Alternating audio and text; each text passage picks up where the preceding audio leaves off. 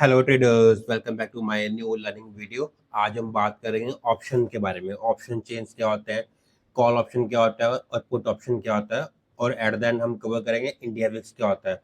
काफ़ी लोग मुझे पूछते हैं कि आप अपने व्लॉग्स में जो है इंडिया विक्स के बारे में काफ़ी बात करते हो कि इंडिया विक्स हाई है लो है, और मैंने इसलिए ट्रेड नहीं किया है। तो इसके बारे में हम बात करेंगे। जो हम स्टार्ट करेंगे वो ऑप्शन से स्टार्ट करेंगे। आज एज ए ऑप्शन बायर के परस्पेक्टिव से हम बात करेंगे ऑप्शंस क्या होते हैं, कॉल ऑप्शन क्या होता है और पुट ऑप्शन क्या होता है।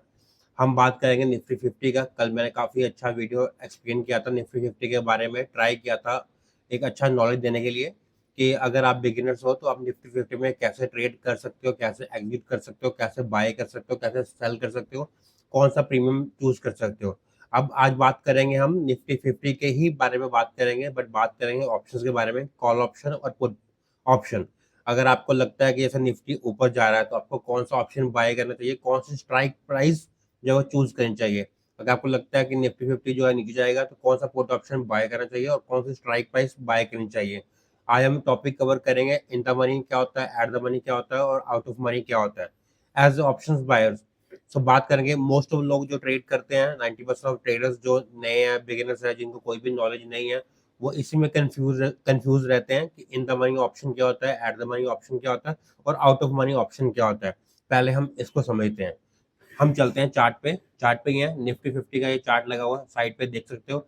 5 मिनट्स का टाइम फ्रेम है, यहाँ पे टाइम फ्रेम आता है, यहाँ पे निफ्टी 50 लिखा आता है, इंडाइसिस का नाम, ठीक है। तो अभी निफ्टी 50 जो क्लोज हुआ है वो 23,170 के पास हुआ है। मैंने एरो को कर्सर किया हुआ राइट हैंड साइड पर, देख सकते हो 23,170 के आसपास जो क्लोज हुआ है।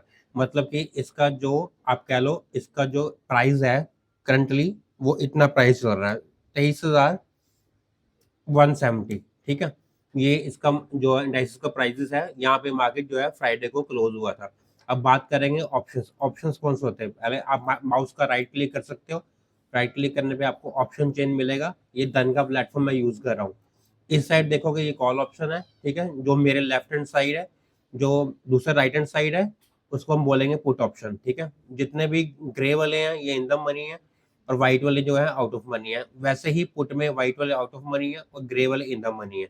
अब बात करेंगे ऑप्शन चेन। अभी मैंने बताया आपको जो प्राइस है वो 23,170 के आसपास चल रहा है। आप मान लो 23,150 के आसपास जो है फ्राइडे को मार्केट क्लोज हुआ था।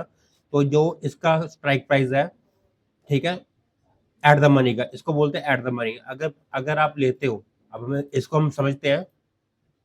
अगर आप 23,150 का 23,150 का कॉल ऑप्शन लेते हो, अगर आपको लगता है कि मार्केट ऊपर जाएगा तो आप कॉल ऑप्शन बाय करोगे। अगर आपको लगता है मार्केट नीचे जाएगा तो आप पुट ऑप्शन बाय करोगे, क्योंकि आज हम बात कर रहे हैं ऑप्शन बायर्स के पर्सपेक्टिव से, ठीक है। सो मार्केट का जो फ्राइडे को मार्केट क्लोजिंग हुआ था, वो मार्केट क्लोज हुआ था 23,170 के आसपास। तो हम मान लेते हैं मार्केट जो है क्लोज हुआ 23,150 के आसपास। तो हम कौन सा स्ट्राइक प्राइस चूज करेंगे। अगर हम स्ट्राइक प्राइस चूज करते हैं 23,150 का, इसको हम बोलेंगे एट द मनी प्राइस, ठीक है। इसको ये होता है एटीएम।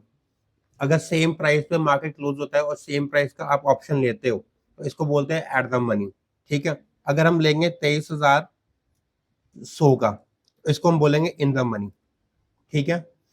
जितने आप जो प्राइस चल रहा है प्राइस के पीछे जो है वो सारे इन द मनी है।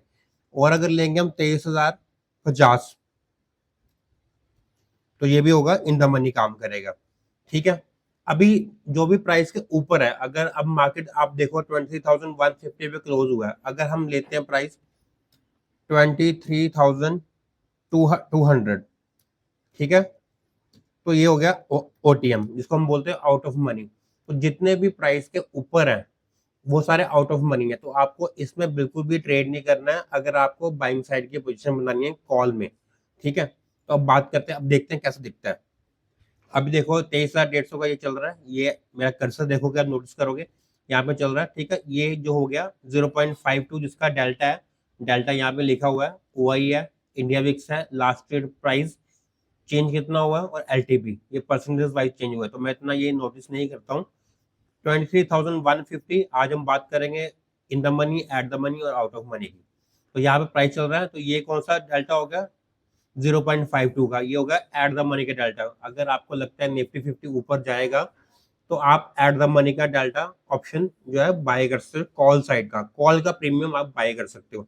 बट मेरी मानो, हमेशा आप एज ए ऑप्शन बायर आप इन द मनी ही बाय करो, एट द मनी भी बाय मत करो।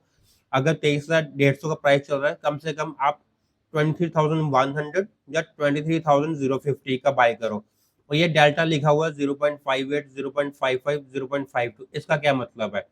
हम इसी का एग्जांपल लेके चलते हैं। अगर 23,150 का प्राइस चल रहा है और आप एट द मनी कॉल के प्रीमियम जो है बाय करते हो, ठीक है, आपको लगता है मार्केट ऊपर जाएगा, जिसका डेल्टा 0.52 है, ठीक है, तो क्या होगा? अगर निफ्टी 50 एक पॉइंट, सिर्फ 1 पॉइंट मूव करेगा, तो आपका प्रीमियम कितना मूव करेगा? 0.52 पैसा। एग्जैक्ट तो मूव नहीं करेगा, आप 45, 0.45 समझ के चलो। तो अगर 10 पॉइंट मूव किया तो 4-4.5 पॉइंट का जो है आपके प्रीमियम में मूव आएगा। तो जब अगर आप एज ए ऑप्शन बायर, आपको एक अच्छे डेल्टे पे काम करना चाहिए। सो मेरे अकॉर्डिंग, अगर मैं होता एज ए ऑप्शन बायर, मैं ऑप्शन बाइंग ही करता मोस्ट ऑफ टाइम। अगर ये प्राइस पे मुझे बाय करना होता तो मैं 23,050 का ऑप्शन बाय करता हूँ, जिसका डेल्टा 0.58 है। एटलीस्ट अगर निफ्टी 55 पॉइंट्स मूव करता है तो आपको एक अच्छा अच्छा प्रीमियम में जम मिले। तो इसको बोलते हैं इन द मनी ऑप्शंस। तो जितने भी आप ये देख रहे हो ग्रे वाले इन द मनी है, जितना आप डीप इन द मनी जाते जाओगे, उतना ही डेल्टा इंक्रीज होता जाएगा, उतना ही उसका जो प्राइस है, स्ट्राइक प्राइस, वो भी जो है एक्सपेंसिव होता जाएगा। ठीक है, और जितने भी आप ये देख रहे हो व्हाइट वाले, आपको इसमें बिल्कुल भी ट्रेड नहीं करना है एज ऑप्शन बायर। अब हम चलते हैं पुट पुट साइड के बारे में। अगर आपको लगता है कि अब निफ्टी 50 जो है नीचे गिरेगा, ठीक है, एक मिनट ड्राइंग क्लियर कर देता हूँ। सो प्राइस वही रखेंगे सेम, इजी होगा समझने के लिए आपके लिए। 23,150 का प्राइस चल रहा है। अगर आपको लगता है मार्केट 23,150 से नीचे नीचे रहेगा और नीचे को मूव कर सकता है, 23,000 तक जा सकता है, 23,150 प्राइस है और 23,000 तक जा सकता है या 23,050 तक जा सकता है। जो आपका एक सेंटीमेंट है, वो आपको, आपका जो सेंटीमेंट है मार्केट को लेके, वो बेरिश है, आपको लगता है नीचे जाएगा, तो आपको क्या करना होगा? तो आपको जितने भी पुट के प्रीमियम है वो आपको बाय करने होंगे इन द मनी में। इसमें रिवर्स होता है। अभी आप 23,000 अगर 150 का प्रीमियम लोगे, तो ये हो गया आपका eight the money put option, ठीक है। फिर 23,000 अगर 200 का लोगे, ये हो गया इन द मनी पुट ऑप्शन। ऐसे ही 20,250, फिर 350, फिर 300। सो जितना भी आप इन द मनी जाते जाओगे, उतना प्राइस जो है। सो इसका मतलब आपको मैं सिंपल भाषा में समझाता हूँ। अगर पुट, आपको लगता है निफ्टी 50 गिरेगा नीचे, ठीक है, आपको पुट बाय करना है। पुट बाय करना है मतलब कि जो प्राइस चल रहा है उसके ऊपर का बाय करना है आपको, नीचे का नहीं।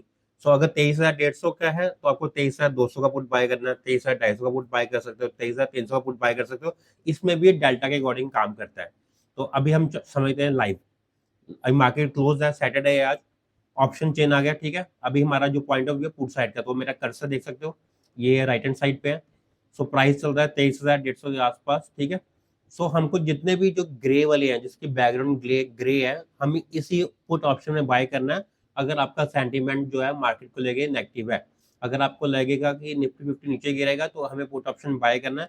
तो हम 23,200 का पुट ऑप्शन बाय कर सकते हैं, 250 का कर सकते हैं, 300 का कर सकते हैं। बट आपको उसके नीचे का नहीं करना है।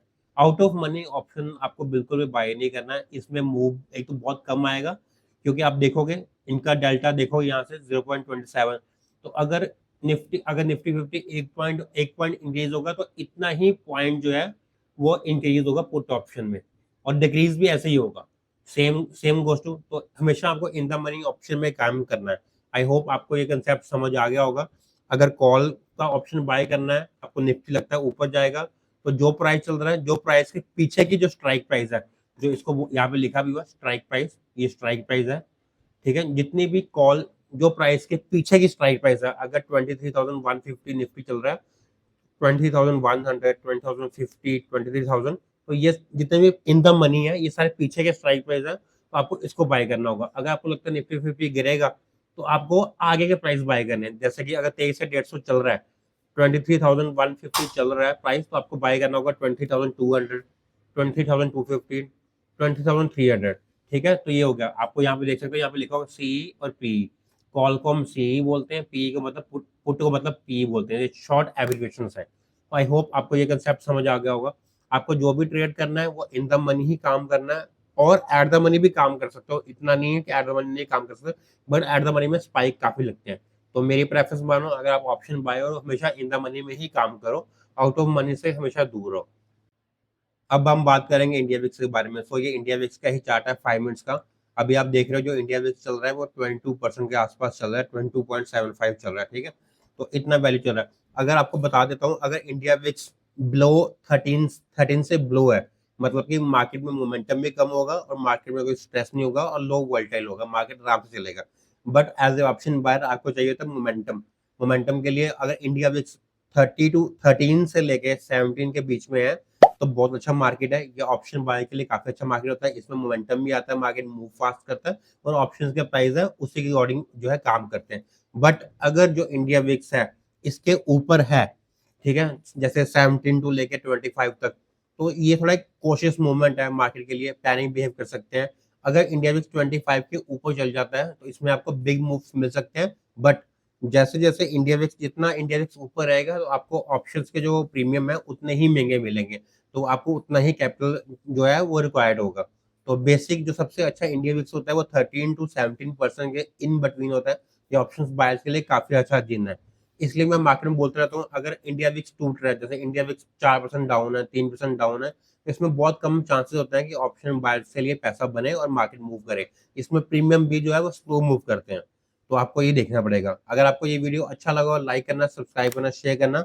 और मैंने जो कल का वीडियो अपलोड किया था कि how to start trading in Nifty 50 for beginners, मैं उसका लिंक डाल दूंगा वीडियो के एंड में, आप वापस जाके देख सकते हो अगर आपने वो वीडियो नहीं देखा है। Thank you.